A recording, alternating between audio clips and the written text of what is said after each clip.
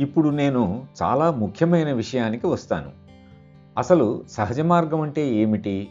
ఆధ్యాత్మిక జీవితం అంటే ఏమిటి?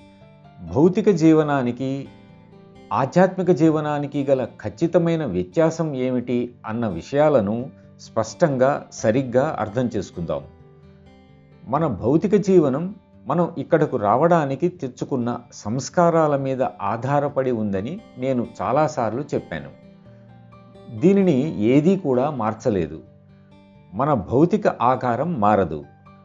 భౌతిక జీవనానికి కొన్ని నియమాలు, సరిగ్గా బ్రతకడానికి కొన్ని సూత్రాలు, పద్ధతులు ఉన్నాయి.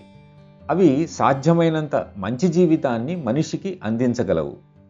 ఆ జీవితం సుఖంగానో లేదా దుఃఖమయంగానో ఉంటుందని కాకుండా, సుఖదుఖాలు, ఆరోగ్యం అనారోగ్యం, కష్టం సుఖం, మంచి చెడు, పగలు రాత్రుల మిశ్రమంగా ఉంటుందని అర్థం చేసుకోవాలి.